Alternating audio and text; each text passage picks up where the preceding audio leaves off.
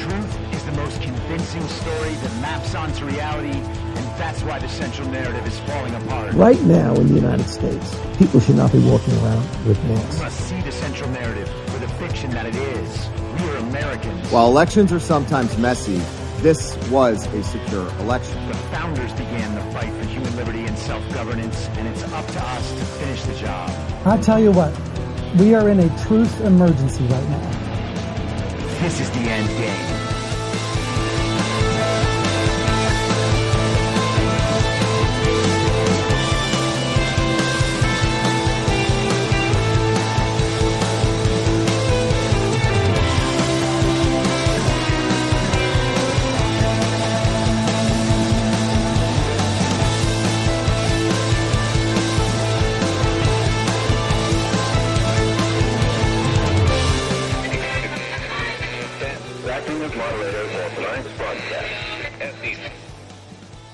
It's Tuesday, January 24th, 2023, the 734th day of dystopia. I'm your moderator, Chris Paul. Let's be reasonable. A warm welcome and hello to all of you listening to the podcast on the day of its release. The only way to do that is by becoming a paid subscriber at I'mYourModerator.substack.com. You can do so for as little as $50 a year or $5 a month. And in doing so, you will be supporting me, the work I do, and this show as it expands. And if you can't, or you simply don't want to, continue listening to the podcast for free on a number of podcast platforms and, of course, Rumble. All I ask is that you share it with your friends. You can find the links to the podcast, the writing, the social media, and the merch site by visiting linktree.com/I'mYourModerator. So before we delve further into the great document extravaganza of 2023, let's spend some time on the most dangerous topic in the entire world, stolen elections. Now, a few weeks ago, we got leaked video of Ruby Freeman on police body cam footage alluding to election fraud that she witnessed and engaged in, and talking about how she wanted to go on a live stream and tell the nation about it. And then that whole thing got shut down. You'll remember back in Georgia, in Atlanta, they stopped the count on election night. They said a water main broke. That wasn't true. After everyone went home, after they cleared the room, suitcases were pulled out from under the table, ballots inside. Those ballots were cast time and time again, put through the machines, and lo and behold, a whole bunch more votes for Joe Biden came in on election night after they said they stopped counting. And we were told that that had all been debunked. It was debunked by Republicans in Georgia, which meant it must be true. And that was only one of the countless problems in Georgia on election night in 2020 and on every election night they've had since. Now, you might remember in the weeks following that stolen election, an audio recording of a phone call between Donald Trump and his attorneys and Brad Raffensperger, the Secretary of State of Georgia, and his attorney, Ryan Germany, was leaked in part to the Washington Post. And they ran with it, saying that Donald Trump was demanding that Brad Raffensperger just find enough votes to make Donald Trump the winner of Georgia. That's not exactly what happened. And the full call was released. You can listen to the full call and you will see pretty clearly that that isn't what happened. Donald Trump went through a range of various frauds that all accounted for more votes than necessary to swing Georgia to Donald Trump. And he basically said, look at all these different avenues we can go down. Just choose one, find the number of votes you need, choose one of these avenues because they all end up at the same place. Choose one of those and do the right thing. That's essentially what he told Brad Raffensperger. You don't have to take my word for it. You can listen to the call yourself. So Donald Trump addressed all of this in a series of Truth Social posts today. And I bring up the Ruby Freeman thing, not just to set the background here, but to focus your mind on the timing. Within 1 month, we have had that Ruby story come back in. It hasn't broke completely yet, but it's knocking on that protective bubble that surrounds the central narrative, and it is going to break through. And part of it breaking through is up to Donald Trump with this sort of messaging. He addressed the call with Brad Raffensperger. My phone call to the Secretary of State of Georgia and a second call, which the Marxists, communists, racists, and rhinos don't even want to talk about, were perfect calls. I don't know about the second call, by the way. Many people, including lawyers for both sides, were knowingly on the line. I was protesting a rigged and stolen election, which evidence proves it was. I won Georgia by a lot, but only needed a small number of votes from that total number.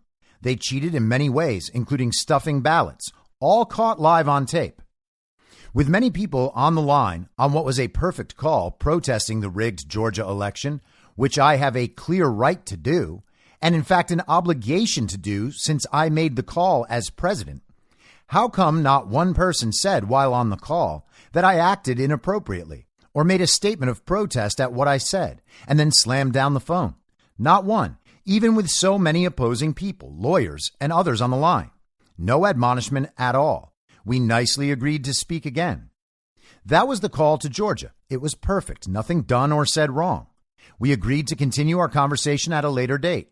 The other call, that was probably taped by them illegally, was so good that when the Washington Post heard it, they did a retraction and apology because they were fed false information, perhaps by the Secretary of State's office, and they were angry about it.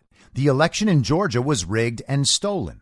We have all the evidence needed. That is the crime. Now, it's interesting that in this last part of the statement, he writes stolen with two L's again. This has been a common thing over the past few weeks. He has been adding another L to stolen, and then the internet gets all riled up because Donald Trump made a typo. He's so stupid. Ha, ha, ha, ha, ha. He doesn't know how to spell stolen. And meanwhile, his posts go very, very wide. And everyone ends up reading them because liberals and Trump haters love more than anything to call Donald Trump stupid. And they love it so much that they will spread Donald Trump's message everywhere in order to have other people agree with them that Donald Trump is stupid. This is essentially the same thing that Never Trump rhinos and Conservative Incorporated, the GOP elite establishment, the DeSantis simps, they love finding examples where Trump is stupid, Trump is weak, Trump's a narcissist, Trump's very bad, Trump is incompetent, and then they'll go wide with those, not even realizing that most of the time they're actually doing our work for us by making these things viral. People read and understand Donald Trump's message. That's now in their head, and they have to reconcile that somehow. Most of them just get angry or ignore it and go further into that bubble so that they never have to be confronted with anything like this ever again. But for some people, that information sits up there and they start recognizing patterns out in the world that comport with the information that Trump has given them. And over time, they'll realize, oh, hey, maybe that Donald Trump guy isn't lying as much as all these Trump haters say he is.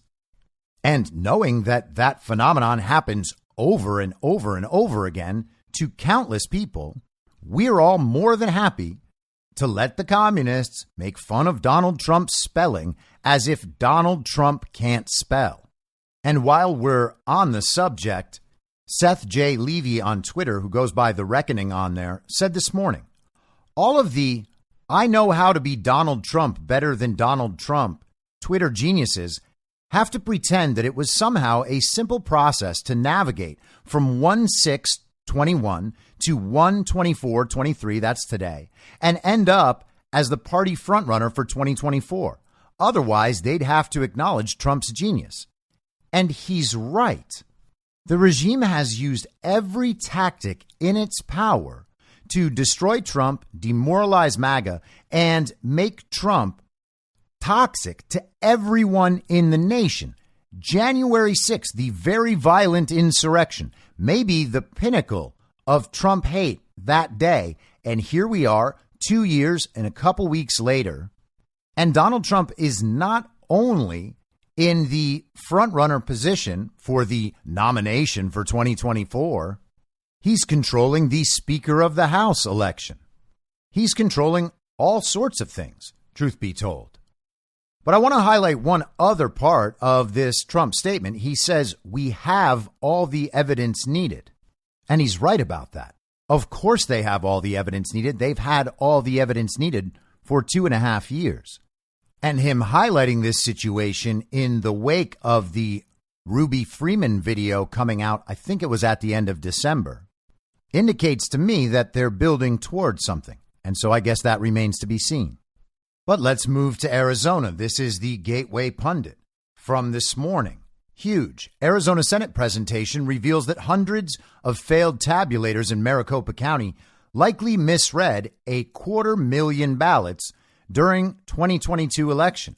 Lake's team says more evidence to come. The newly formed Arizona Senate Elections Committee, chaired by State Senator Wendy Rogers, heard a major presentation on voter irregularities and signature verification failures in Maricopa County's 2022 midterm election.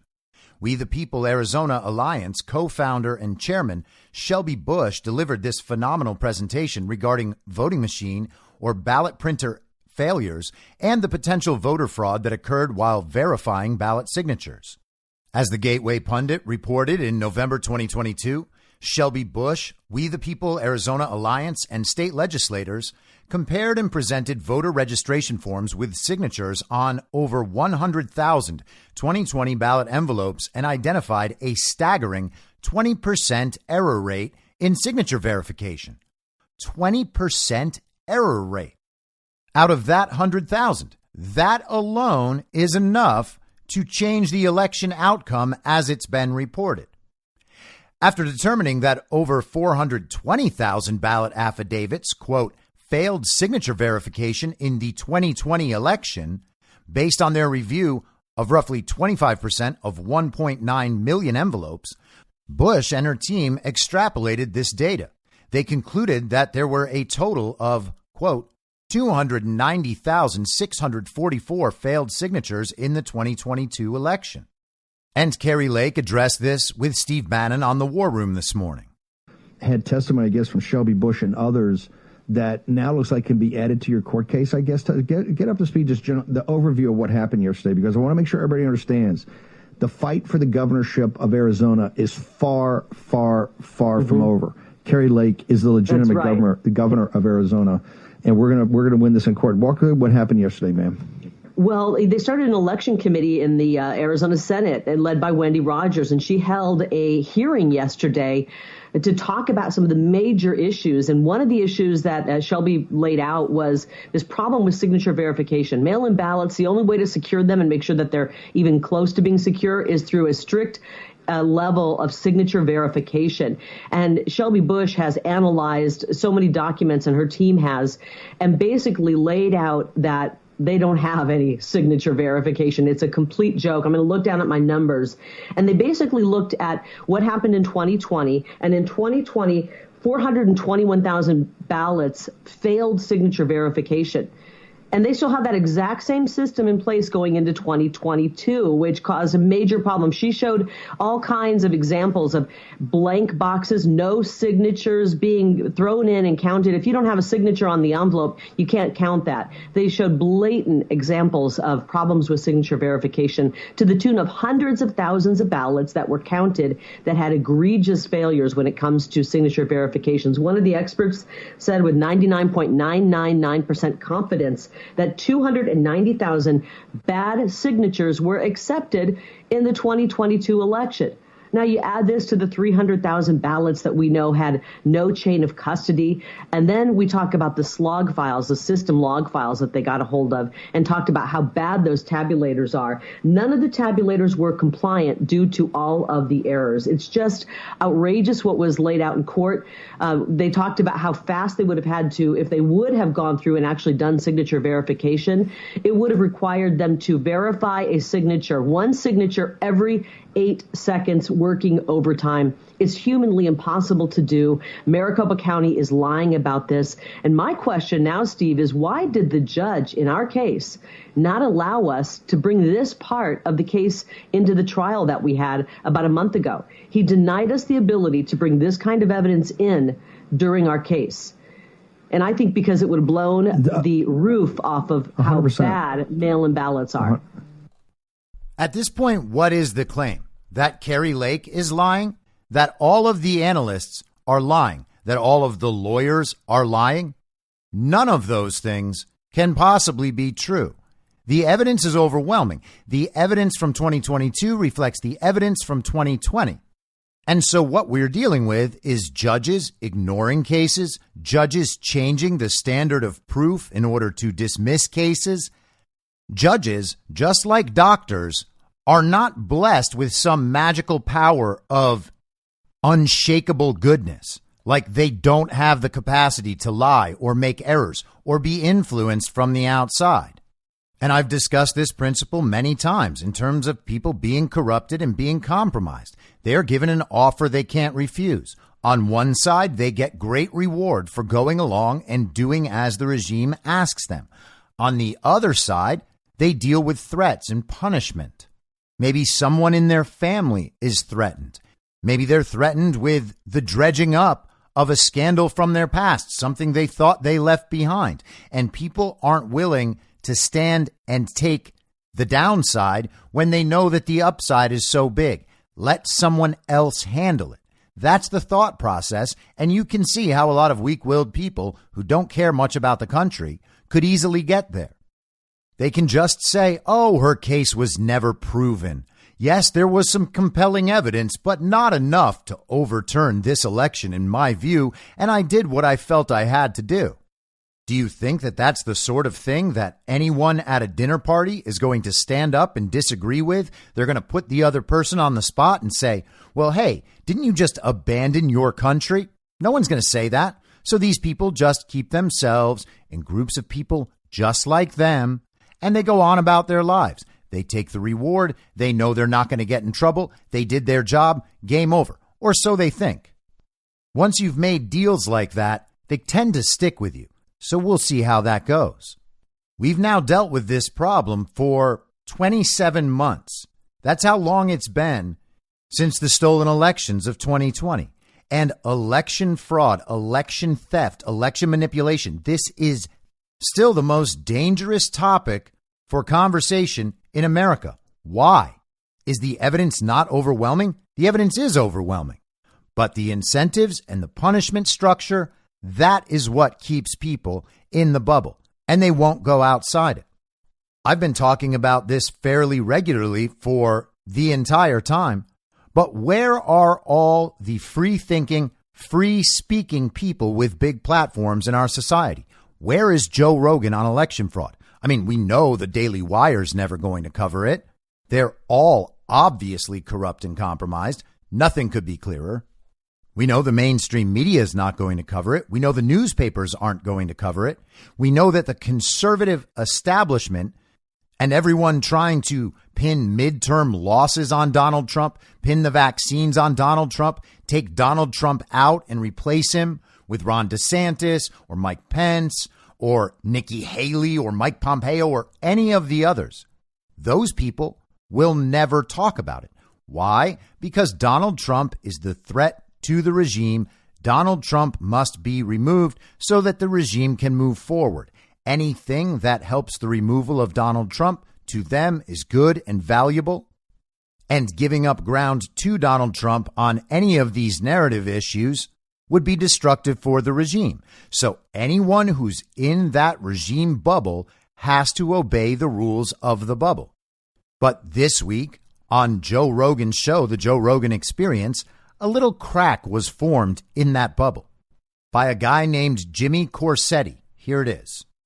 Kari Lake supporter, bro? Yes. I am a supporter of anyone that's an advocate for free speech, anti-censorship, and freedom and my rights. I'm in Arizona. I thought I was safe. I'm not getting into it, but what they did to Kari Lake, I shouldn't go there. But Arizona was the last free place, or one of them, because like Texas is debatable. Florida's pretty free. South Dakota's free, but Arizona, everyone needs to be paying attention to what happened there. Yeah, the irregularities when it came to the reports that people had at the places where they were trying to vote is really wild. Like, I wish I knew what was true so I could actually comment on it. What I witnessed walking my dog in different neighborhoods was a lot of Kari Lake signs, and I didn't see one single one of Hobbs. And Katie Hobbs, like her social media on Instagram had like 6,000 followers. I'm like literally on the election night compared to Kari Lake's at like 300,000. And I'm like, that means something. It doesn't necessarily prove anything, but my point is that people I was talking to, she had a huge following. She was doing all the debates. Katie Hobbs hid, but I know what happened. I mean, I don't have proof. What do you think happened? Are you allowed to say these things? Right? These are the things that they go like this to you, Joe. If you go, you know what I mean? This is like one of those things they go like this to you. You think there was some manipulation that led to someone else winning? Perhaps. You'd have to be stupid not to conclude that. If anyone that's looked into this, you would have. It's an insult. It's insulting my intelligence to think that something. Let me just say it like this. I just have some questions. That's all. Well, all the people that were, was it Maricopa County? Is yes. that the area where they had the most irregularities were also the most Republicans? Yes. Well, yeah. I mean, Maricopa County has a lot of blue to it too. But listen, so, Trump Lake won has there. Provided no evidence to support her claims of election fraud. Well, this is on Newsweek.com, which is totally unbiased. Are you a Kari Lake supporter, bro? Yes. I am a supporter of anyone that's an advocate for free speech, anti-censorship, and freedom and my rights. And what she said, a reporter asked her, was pressing her on the 2020 election involving Donald Trump, and she said it very eloquently. She asked the reporter, I'm asking you, do you really think that Joe Biden got 81 million votes? And the reporter's like, do you think so? She's like, no, I'm just asking you. Do you think he did? She's like, I have questions, and so do Arizonans. And that's all I'm saying. I just have some questions. I'm allowed to ask questions. I think a lot of people voted for Joe Biden. Would a lot of people vote again? I don't think so. And I think that's why they're looking into his fucking classified documents that he got in the backseat of his Corvette. Yeah, maybe the Democrats think that too. They're trying to sink that dude. Yeah, it seems like. I mean, I don't know jack shit about politics, and I'm a little suspicious of their actions. I'm like, I can't even vote. Hey, so. Yeah, good. I think Atlantis. Now, people have thought I'm crazy for talking about Rogan, for talking about Ben Shapiro, for talking about Jordan Peterson, for talking about Scott Adams, the intellectual dark web, all of these people, because they're on our side. No, they're not. They're sort of on our side about very particular issues, mostly the wokeness related issues. And the Daily Wire people, of course, talk about their norms and about conservative principles and about the economy. And we think, oh, yeah, sure, those things sound right. These people really sound like staunch conservatives, except for the fact that they protect the regime at every single point. They went all in or close to all in on the COVID narrative, the masks, the lockdowns, all of it, mail-in balloting. Oh, I guess it's okay. There's nothing we can do about it. The 2020 election, nope, I guess it was stolen. The insurrection, they're on the team, no problem. Vaccines, no big deal. We'll say anything you pay us to say. And if there's stuff we need to avoid, well, that's okay. Because you know what? If we say these bad things, well, then we're going to lose our Spotify contract. Or then we're going to lose our YouTube platform. And then all of the money stops coming in. So, okay, we'll do what you say. There's incentive, huge incentive on one side, and there's punishment on the other side. It's an offer I can't refuse. So I will be more than happy to shut up and take in my $30 million or $50 million or $100 million a year. Whatever it is, I'll say the thing you want me to say. And the funny part is they could have actually avoided this situation. Joe Rogan has a massive, loyal audience. If he had switched platforms 3 years ago, he would live totally outside of that mainstream bubble and be able to do and say whatever he wanted, have whatever guests on he wanted. And he may well be making more money than he is now.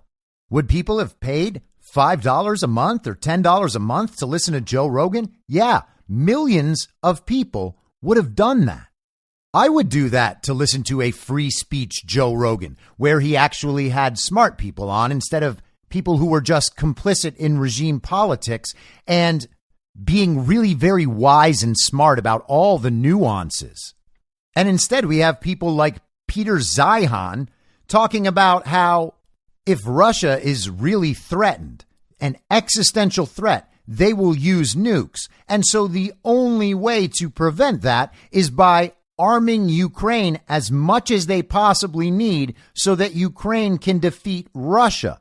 Well, wait a second, Globalist, if Ukraine starts to defeat Russia and poses an existential threat to Russia, that's the conditions under which Russia will go nuclear. And so your only solution is to make that happen faster? Smart. But let's focus back on Rogan. He said in there, oh, yeah, and I wish I really knew the truth so I could comment on it. What? You've called Joe Biden president for the last 27 months. Is that true? What makes it so that you're allowed to say that? And of course, Joe Rogan doesn't apply that standard to anything else. Oh, I wish I knew if that was true so I could comment on it. How about, I wish I knew if that was true because if it is, my entire worldview would be mistaken in a way that actually puts myself and my family and my country in grave danger. So maybe rather than hearing the trigonometry guys tell you for 3 hours how they're very opposed to wokeness, you could have anyone who knows about election fraud come on and talk about it themselves. And then maybe you would be a bit closer to the truth since you've avoided it for 27 months.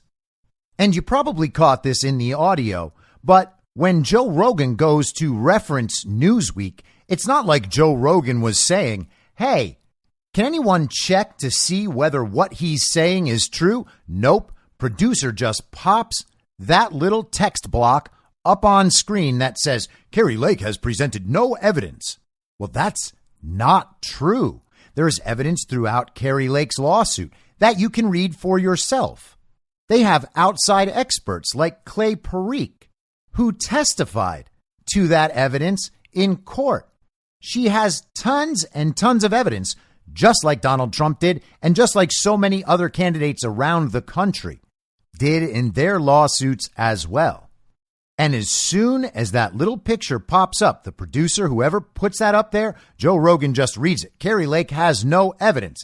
Hey, that's Newsweek. That's an unbiased source. Really? Newsweek is an unbiased source? You see one paragraph from an article you didn't read on Newsweek, and that's enough to prove to you that Kari Lake, all her supporters, all her attorneys, everyone, they're all liars because Newsweek has this paragraph they wrote. And then Corsetti asks him, he poses the question as Kari Lake has, and as I have countless times, do you think Joe Biden got 81 million real legal American votes? And Rogan says, oh, well, a lot of people voted for Joe Biden. Well, yeah, no one's disputing whether a lot of people did it. It's whether 81 million people did it. Did 81 million people vote for Joe Biden while 75 million voted for Donald Trump? Did the total turnout of the 2020 election raise by 20% while Joe Biden campaigned from his basement? And is the explanation for that all of the mail-in ballots? Well, no. Both of those things are so obviously preposterous, just as it was preposterous that many people went out and voted for Katie Hobbs. Do you even know the name of the Secretary of State of your state? If you do, congratulations, good for you. Most Americans likely do not. Would you go out and vote for that Secretary of State you've never heard of in the governor's election just because the other person said that the elections are stolen? While you yourself have watched elections be stolen, where does Katie Hobbs' popularity come from? Corsetti mentioned she had 6,000 followers on Instagram. She didn't campaign. She didn't debate. They just posted cute pictures of her with puppies or dancing or having little parties or her outfits. She literally did a fashion video. It's like Gretchen Whitmer and Jocelyn Benson and Dana Nessel up in Michigan making their little TikToks. No one votes for that. That's just marketing. That's just telling liberals, oh, hey, this person is really nice. They're just like you in many ways. And that other person, ooh, they're an election denier. They're an insurrectionist, and they probably hate gays and black people too. So why don't you just stick with the one who's making the TikTok video, not campaigning and not debating? That's the right choice for you. And oh, that brings out so many people to the polls. Joe Biden literally told black people if you don't vote for him, you ain't black. And people still believe Joe Biden got 81 million votes. Jimmy Corsetti is right. It's an insult to my intelligence for you to say that and pretend you believe it. It's an insult to your own intelligence to pretend you believe that on no proof. You didn't check. If you checked, you'd know it was wrong, and you'd know you sound like an idiot saying it. But no one checks. And so now the Joe Rogan election fraud ice has been broken.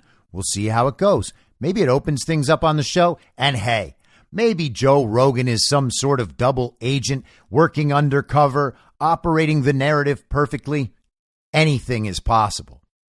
And we will see. But if that ain't it, what you just heard is absolute undeniable proof that Joe Rogan is either stupid or absolutely complicit. Corsetti was afraid to even broach the subject. He was afraid to address the issue directly. Oh, well, I have questions. You don't have questions. You know the election was stolen. Just say it. But let's move to the great document extravaganza of 2023. This is Miranda Devine from Sunday in the New York Post. There's no hiding Biden's fright over classified document scandal. Joe Biden is panicking. An astonishing fifth trove of classified documents was discovered in the president's Delaware mansion Friday, not by his own lawyers at the time, but during a more thorough 13-hour search by the Department of Justice while he holed up in his beach house in Rehoboth, which ought to be next on the DOJ search list. Biden's Attorney General Merrick Garland has had the audacity to appoint a special counsel to investigate Biden. His long-term trusted factotum, Ron Klain, is bailing out. And someone at the White House is throwing his trusted longtime executive assistant, Kathy Chung, under the bus. The Washington Post quoted an anonymous insider last week saying that Chung, quote, has confided to associates that she is distressed that she might have inadvertently been involved in moving or storing classified material at the center, planting the seeds of the current uproar, end quote. The fact that the loyal Chung was personally poached by Hunter Biden in 2012 to work for his father in the VP's office apparently counts for nothing when it comes to offloading blame from the president. And that is obviously what they're doing. Kathy Chung is disposable enough, so she's the new target. That's why Biden looked like a cornered rat in California last week, with aspiring heir Gavin Newsom leering over his shoulder, and lied through his teeth. First, he snapped at a reporter who asked about the scandal and then dismissed the question as a handful of documents were filed in the wrong place. Then he effectively issued a warning to Garland. I think you're going to find there's nothing there, he told reporters. I have no regrets. There's no there. No there. What a joke. The no there defense may have worked for Biden back in the 2020 campaign, when he repeatedly claimed to know nothing about his son's overseas business dealings, and when the mythology of Honest Joe hadn't collapsed, but no more. Too much evidence has emerged from Hunter's laptop, from Hunter's former business partners, from the Twitter files, and from FBI whistleblowers, alleging a cover-up of staggering proportions. The first tranche of at least 10 classified documents reportedly was found in the fall at the Penn Biden Center for Diplomacy and Global Engagement at the University of Pennsylvania, and they were kept secret by the White House until after the midterm elections. They were dated between 2013 and 2016 and included U.S. intelligence memos and briefing materials on Ukraine, Iran, and the United Kingdom, according to CNN. Ties to Hunter's portfolio. This is the thread that links the president to the long-running Delaware federal investigation into his son's foreign business dealings. That 3-year period corresponds to the most frenetic influence peddling activity overseas by his son Hunter and brother Jim Biden, who made millions of dollars from shady interests in Ukraine, China, Russia, and elsewhere. How much more valuable their product would be if they had access to classified documents. Their activity is documented in the Hunter laptop, in financial documents held by the Treasury, and in testimony from Hunter's former business partner, Tony Bobulinski, who said Joe was the big guy slated to get 10% from a particularly lucrative Chinese deal. Hunter traveled on Air Force Two with his father to do private business during that period, including to China in December 2013. He organized the infamous Cafe Milano dinner for Joe to meet his business partners from Ukraine, Russia, and Kazakhstan in April 2015. After his separation from his wife in July 2015, Hunter lived off and on at his father's Delaware mansion and listed it as his residence on official documents. He was photographed in 2017 driving his father's Corvette, which was housed in the very garage where classified documents have been found. Hunter also had free reign in his dad's White House office, and his privileged access meant his name never showed up on visitor logs. For instance, he took the infamous photo of his then best friend in business, Devon Archer, with his father in the VP's office in April 2014, shortly before the pair joined the board of the Ukrainian oil company Burisma, which paid Hunter $83,000 a month. That photo ended up briefly on the Burisma website before being taken down on the instructions of a White House lawyer. One striking email during this period stands out. It was from Hunter to Archer on April 13, 2014. A week before Joe Biden visited Ukraine to meet then Prime Minister Arseniy Yatsenyuk and refers to, quote, my guy's upcoming travels. For Hunter, it was an uncharacteristically lengthy email listing 22 points about Ukraine's political situation with detailed information about the upcoming election and predicting an escalation of Russia's, quote, destabilization campaign, which could lead to a full-scale takeover of the eastern region, most critically Donetsk. Isn't that amazing that Hunter Biden in 2014 was so prescient about what would happen starting in February of 2022? Gosh, that's amazing. A full-scale takeover of the eastern region, most critically Donetsk. Hey, that's exactly what's happened. Back to the New York Post, this is Miranda Devine quoting Hunter in that same email. The strategic value is to create a land bridge for Russia to Crimea. That won't directly affect Burisma Holdings, but it will limit future Ukraine exploration and utilization of offshore opportunities in particular. It will also result in further destabilization of Ukraine nationally and for whatever government is in power. And the U.S. will respond with even stronger sanctions. Those sanctions will threaten the tenuous support of the EU, which does not have the political will to incur steep energy price increases. And again, that's exactly what we're seeing right now. In point 22, Hunter instructed Archer to buy a burner phone, presumably to keep their conversations private. Quote, buy a cell phone from a 7-Eleven or CVS tomorrow and I'll do the same, end quote. It's a prescient and very well-informed email, unlike anything else Hunter wrote in the 9 years covered in the laptop, and it has the distinct flavor of an official briefing, perhaps even a classified one, and that is a great point. The four latest batches.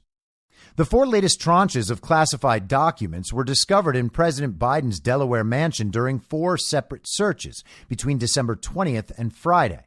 While there is no indication of the subject matter, Biden's personal attorney, Bob Bauer, issued a statement Saturday evening saying the DOJ search the previous day had discovered, quote, 6 items consisting of documents with classification markings and surrounding materials, some of which were from the president's service in the Senate and some of which were from his tenure as vice president. DOJ also took for further review personally handwritten notes from the vice presidential years.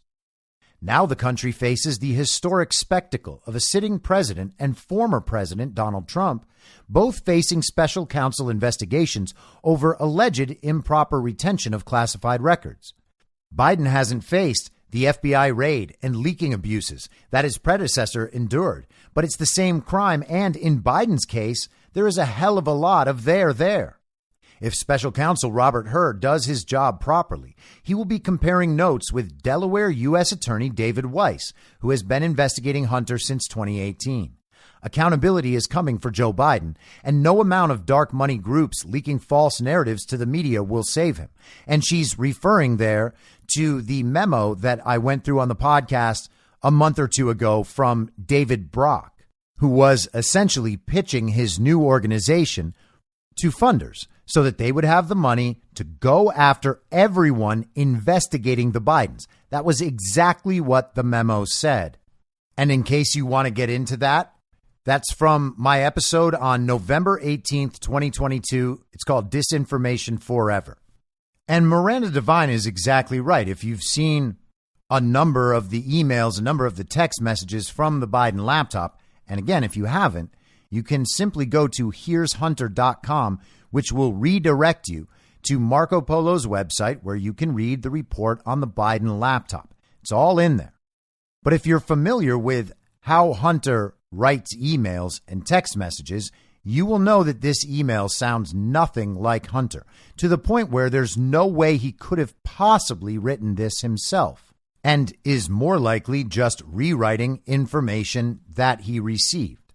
There is no reason to believe that Hunter Biden is capable of this level of geopolitical understanding.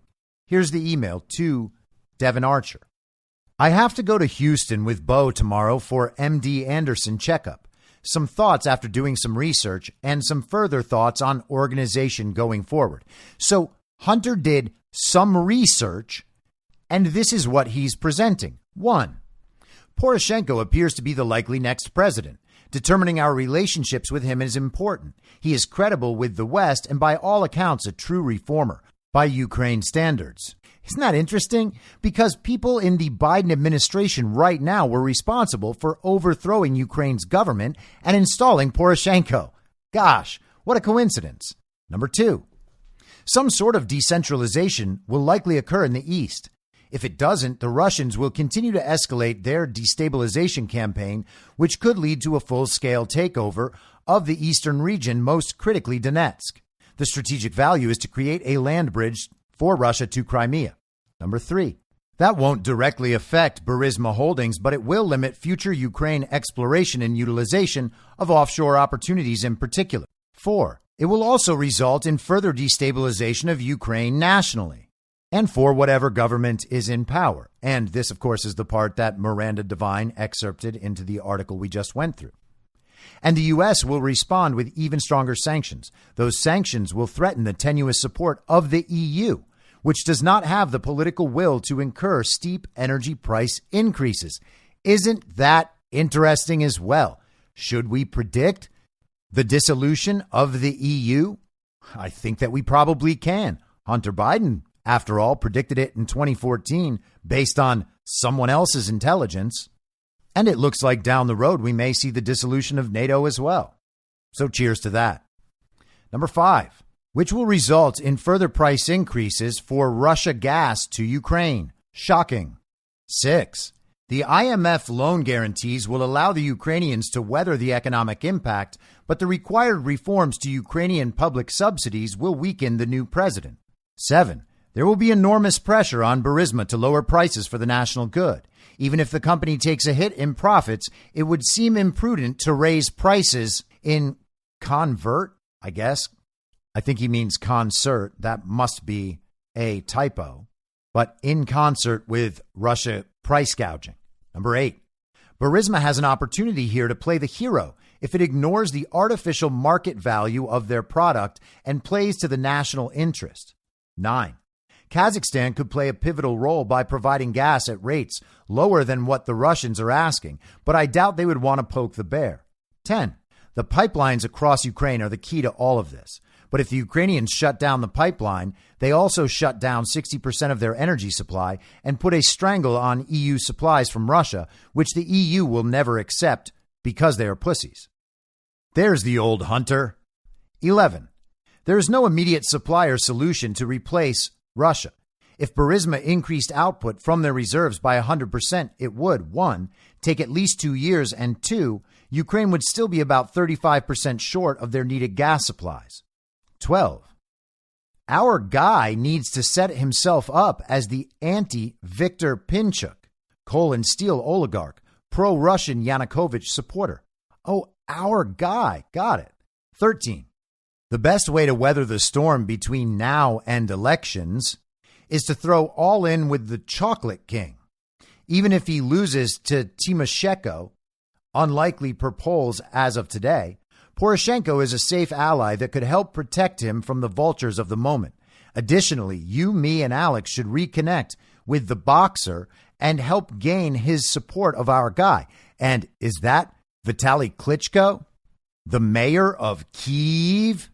Yeah, it probably is. 14. And it is the moment between now and elections that he needs to weather. If he is seen as unfairly profiting from the Russia-induced price spike, things could turn against him fast. 15. The Burisma website or press releases should talk about how Burisma, as the largest independent, is committed to supplying Ukrainian industry with as much power at a fair price as possible during this crisis, with an emphasis on utilizing the best technologies and world-class team to ensure increased production and domestic delivery post-haste. 16. We can be of real value here, developing relationships, bringing U.S. expertise to the company, supplying strategic advice on politics and geopolitical risk assessment. 17. BSF, that's Boys Schiller Flexner, can actually have direct discussions at state, energy, and the National Security Council. They can devise a media plan and arrange for legal protections and mitigate U.S. domestic negative press regarding the current leadership if need be. 18. The announcement of my guy's upcoming travels should be characterized as part of our advice and thinking. But what he will say and do is out of our hands. In other words, it could be a really good thing, or it could end up creating too great an expectation. We need to temper expectations regarding that visit. He's literally trying to not overpromise what his father, the vice president, is going to do. 19. We need to ask for long-term agreement and across-the-board participation. This is a huge step for us that could easily become very complicated. And if we are not protected financially, regardless of the outcome, we could find ourselves frozen out of a lot of current and future opportunities. 20. To that end, they need to know in no uncertain terms that we will not and cannot intervene directly with domestic policymakers and that we need to abide by FARA and any other U.S. laws in the strictest sense across the board. 21. The contract should begin now, not after the upcoming visit of my guy. That should include a retainer in the range of $25,000 per month with additional fees where appropriate for more in-depth work to go to Boys Schiller Flexner for our protection, completely separate from our respective deals regarding board participation. 22. Buy a cell phone from 7-Eleven or CVS tomorrow and I'll do the same. So Hunter passes all of this high-level geopolitical strategic thinking to his partner, Devin Archer, so they can prepare for their conversations with Burisma. They're setting up a deal and wielding political influence. He's passing along all this information. The expectation is that the money will begin coming in, and then when Joe Biden goes to Ukraine to complete his part of the deal, well, then they all advance forward. And Hunter and Devin Archer have their own separate deals, but this $25K has to begin coming in immediately upon the delivery of this information. This could be the break we have been waiting for if they are really smart enough to understand our long-term value. If they are looking to just use us until the storm passes, then we risked far too much for far too little. We could be invaluable in expanding their operations outside Ukraine by promoting their U.S. partnerships and expertise, whether that's China, Mexico, or other parts of the Black Sea, Poland, etc. We risked far too much for far too little. Isn't that something? What are they risking? Getting this information and then handing it to the Ukrainians? Is that what he's referring to? I don't personally know, but in context, that's exactly how it sounds. Finally, we need to have a plan on how we develop a corporate entity or LLP that allows us to draw on funds generated here to free us from existing, underproducing current commitments and to build our own investment and expansion strategy. Maintaining the status quo is not an option. We can preserve our interest in the areas where minimal involvement is appropriate, but should not get greedy and try to keep all the balls in the air that exist today. RCP, RSTP, BHRT, all make sense and can coexist and progress without our day-to-day oversight. But advisors and the BD need a transition plan. And Hunter is primarily referring to their shell companies here. I'm assuming that by making this move, it will require us to be traveling extensively and actually earning our keep. If that's not the case, then we will know we are being used in a way that's not appropriate. BHRT will be our only other major time commitment and realty. But from my discussions with Jimmy, I'm a little concerned that their strategy of marketing a soft commitment from BOC is not going to get the job done. We had assurances that the PRC money would come first and we would build on that. Right now, I don't see that happening. If they want us in Beijing once a month and pitching this outside PRC, we should be getting paid in advance, just like every other team member that's getting a salary. We should be hiring people like Jim Lee to work East Asia and Australia, and our new third-party marketer here in the States to do the heavy lifting if she is interested. We should also find someone of similar capabilities to do the same in Europe. We should also find a highly credible and discreet firm to perform due diligence and deep information for us on an ongoing basis. The kind of people that can get us information that's not available through a Google search and some phone calls. We can use our own funds to pay for it, and I'm sure your buddies down in Little Creek have some trusted independent contacts that do that sort of work. Thoughts? RHB, Robert Hunter Biden. And that goes through quite a lot of it, doesn't it? Shell companies making transactions all over the world, all of these foreign governments where they are selling influence, working with nations who are America's adversaries. They are selling access to Joe Biden. They are selling access to information exactly like the information just outlined in this email. And if Miranda Devine's speculation is correct, and there's every reason to believe that it could be, we may well be seeing definitive proof that Hunter Biden, on his father's behalf, was selling classified information to our foreign adversaries for profit. What happened to our return to decency? What happened with the adults being back in the room? This is what the adults in the room do. They serve the regime. And it's funny, isn't it, that all of this was the stuff that Donald Trump was impeached over? Rudy Giuliani was investigating these shady foreign business deals. And the regime tried to put an end to that by impeaching Donald Trump. Again, they had Hunter Biden's laptop at the time that impeachment started. They had all the evidence of this, exculpatory evidence. The FBI had it. And no one heard a thing about it. And Donald Trump was impeached in front of the American public. And when that didn't work, COVID started. Amazing how all this just lines up, right? Oh, it's all a coincidence. Oh, it's all a conspiracy theory. And if you thought the great document extravaganza of 2023 couldn't get any greater, well, let's make great document extravaganzas great again. This is from Politico today. Mike Pence had classified documents at home, turned them over. The Justice Department has taken possession of a small number of documents with classified markings that former Vice President Mike Pence found in his Indiana residence earlier this month, according to Greg Jacob, the custodian of Pence's White House records. In a January 22nd letter to the National Archives, Jacob indicated that FBI agents came to Pence's Indiana home on the night of January 19th to retrieve documents the vice president had located a few days earlier. The transfer was facilitated by the vice president's personal attorney, who has experience in handling classified documents, wrote Jacob. DOJ's effort to obtain the documents came days after Pence notified the National Archives that he had discovered them at his residence on January 16th. Jacob indicated Pence was unaware of the existence of the documents and had enlisted an outside counsel after press reports of the discovery of documents at President Joe Biden's own personal residence. The sensitivity of the newly discovered documents is unclear. In his first letter to the archives, Jacob indicated that Pence's counsel did not review them, quote, once an indicator of potential classification was identified. And the story goes on, but we don't need Politico's Kyle Cheney to tell us what's in the letter when we can just read the letter. So here's the letter from Greg Jacob.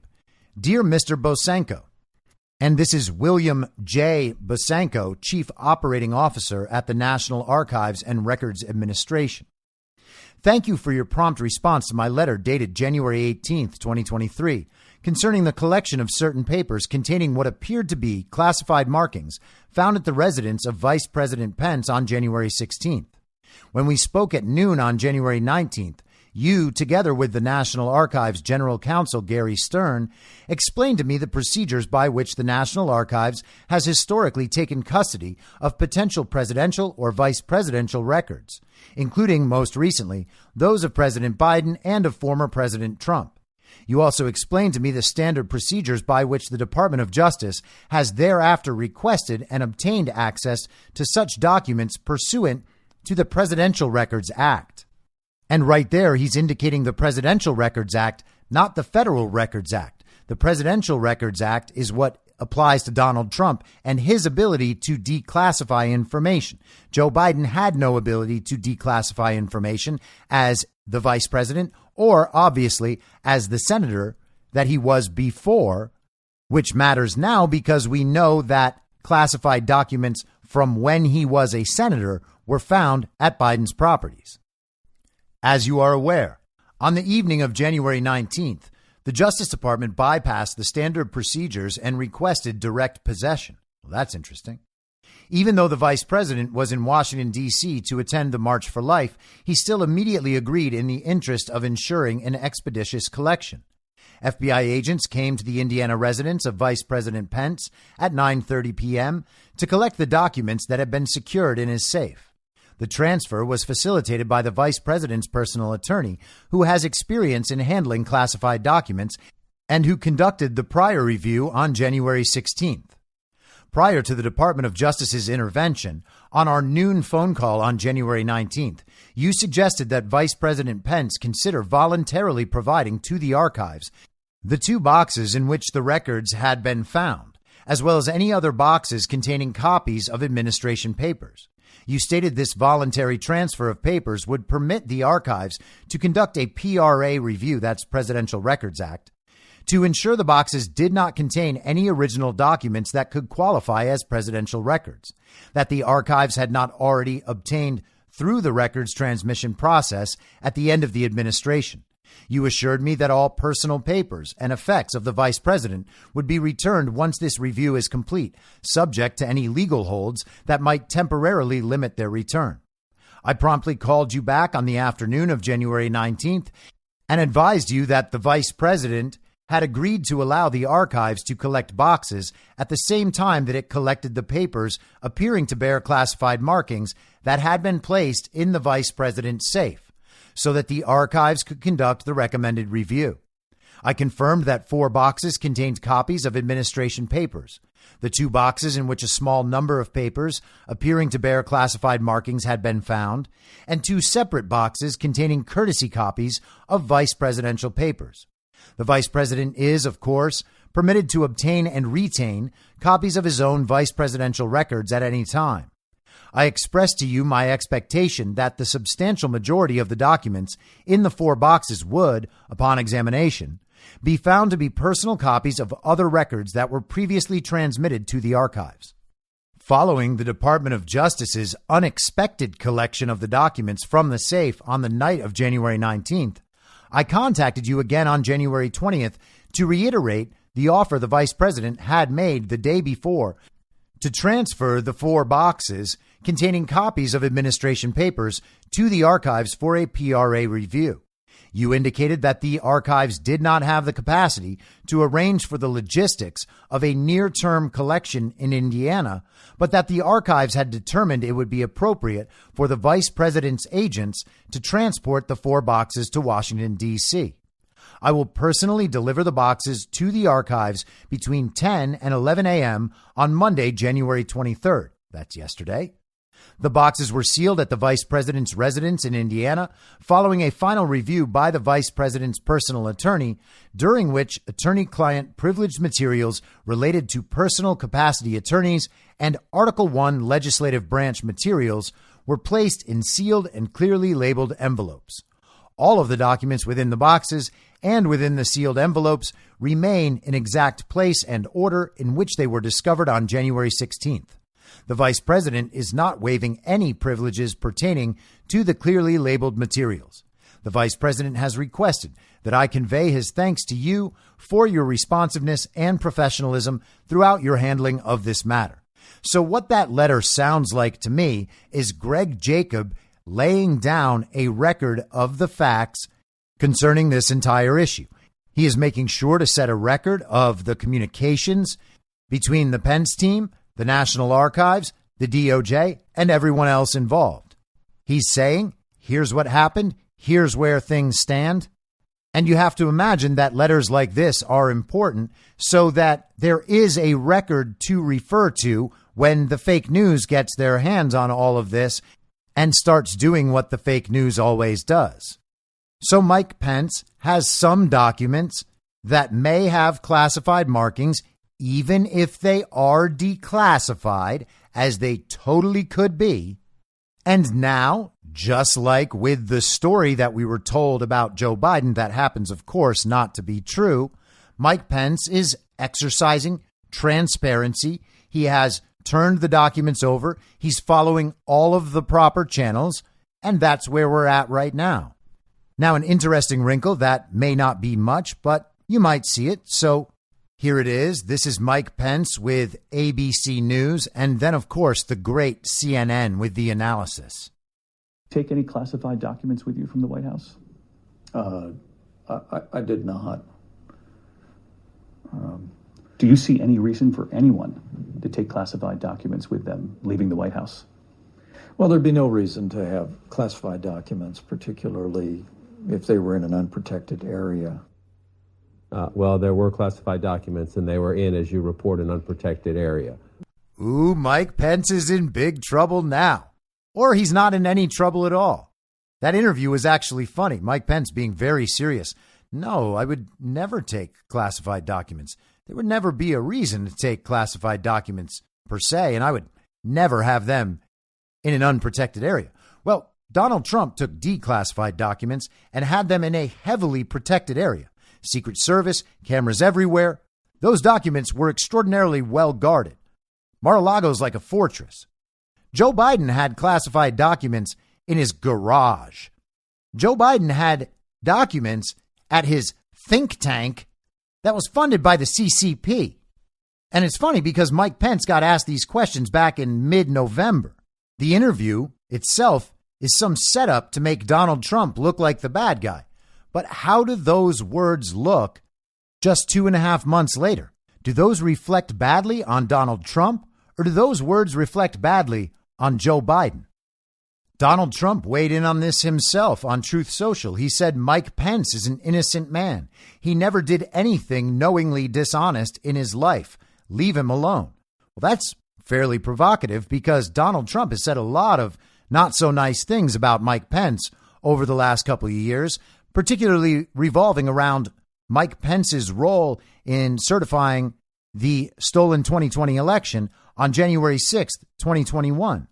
Julian's Rum responded to this on Truth Social saying, Trump saying this basically guarantees they won't leave him alone, talking about Pence, which is probably what Trump wants. Bait?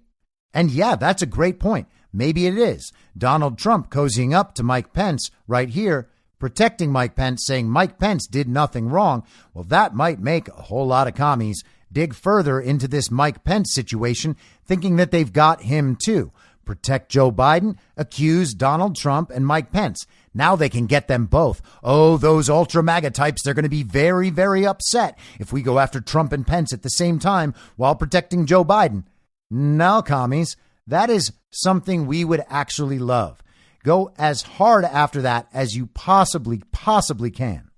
Unearth everything you can about Donald Trump and Mike Pence. Go as hard at it as possible. Create all these new principles out in the public that everyone has to defend. And then let's just see how the chips fall. Keep it going. Make a thing of it. Make it so that people begin to wonder if everyone in the executive branch has always retained classified documents? And then, guys, just keep looking. Julian's Rum also posted this, very interesting. 4 days after Mar-a-Lago was raided, the Obama Presidential Library sent out a press release about Obama's unclassified records being moved from the Obama Library to the National Archives in 2017. It also mentions the storage of Obama classified records at NARA. If I were a betting man, I'd say Obama also had classified docs in his library and had those moved to NARA to shelter himself. I would bet that in not too long a time, we're going to begin hearing about other people's classified records. Obama, the Clintons, the Bushes. Let's just go all the way down the line and find out who took classified material to their residence. And then let's find out what they did with that classified material. It sounds once again like my friend Kyle, just human, was right about all of this, was right about the Mar-a-Lago raid. That set a template, and that template is being used over and over again, and I think we might see it used frequently in the future. Everything these communists say and do ends up boomeranging around and smacking them in the face. It comes right on back to them, and all of the things that they have said, the horrible things they always say about Donald Trump and what should happen to him for breaking all these laws that none of them can prove he broke or even describe how he broke them. Well, at best, they're going to look like hypocrites. At worst, they have laid down a roadmap for exactly how the regime's key players will end up bringing themselves down. And the great document extravaganza continues. I'll be back tomorrow at the same reasonable time on the same reasonable podcast network. I don't have a network. Masks and lockdowns don't work. They lied to you about a pandemic, and Joe Biden will never be president. In my mind, that's the end game.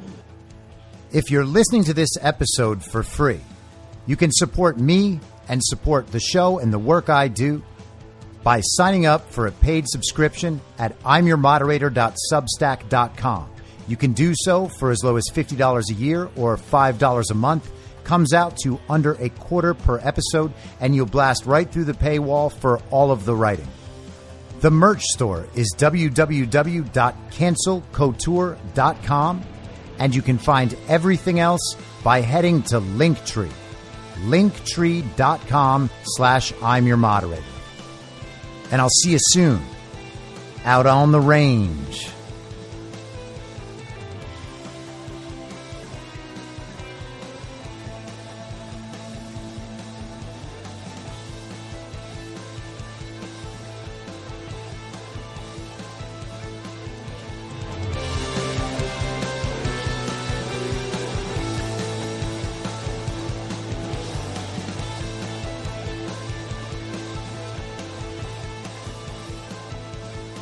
It's happening!